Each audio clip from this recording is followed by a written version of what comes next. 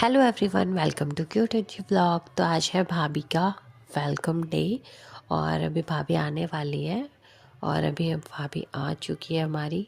और पहले भाभी की गाड़ी आ चुकी थी और उसके बाद कैमरामैन आए ही नहीं थे, इसलिए वेट हो रहा था उनका आने का। और यहाँ पे बहुत सारी औरतें आ चुकी थी, वो जो भाभी के वेलकम में गीत गा रही थी।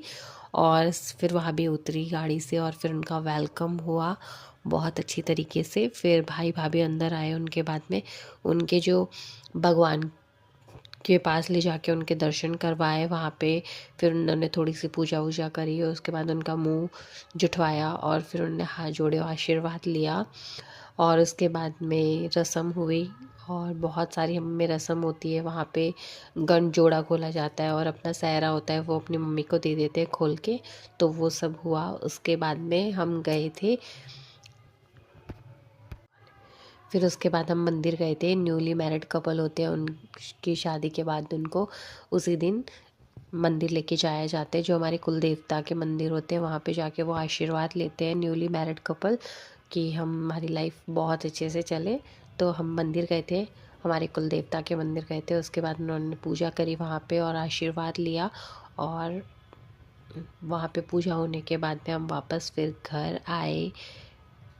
फिर हम दूसरे वाले मंदिर गए थे और दूसरे वाले मंदिर में हम लोगों में वहाँ पे एक और पूजा हुई थी। फिर उनकी पूजा होने के बाद में हम लोग में सोट चोट नहीं खेलते, जो दूल्हा दुल्हन एक दूसरे को मार के खेलते, उस रस्म भी होती है। बट उसकी क्लिप मेरे पास ऐड नहीं हो पाई, पता नहीं क्यों।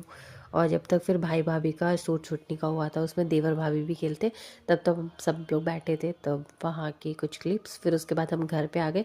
फिर भाभी की मुंह दिखाई वगैरह की रस्म हुई। उससे पहले मुंह दिखाई होने से पहले उनके चूड़ा चेंज की रस्म होती है, जो ननद करती है, जो मैंने की थी उनकी रस्म।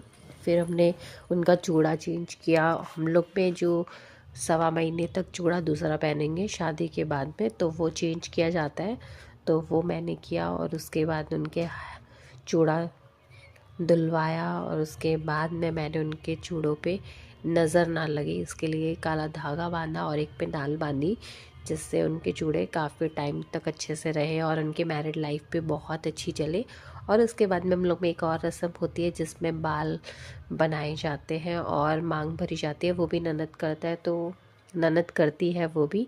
तो वो मेरी छोटी सिस्टर ने की, निक्की ने, उसने बाल बनाए उनके भाभी के और उनके बाद में मांग भरी। और फिर ये सब होने के बाद में भाभी हमें नेक देती है इन सब चीज़ों का, फिर उन्होंने वो दिया। फिर उसके बाद में और भी रस्म होती है कि हम भाभी का श्रृंगार करते हैं, उसमें मेहंदी लगाते हैं। तो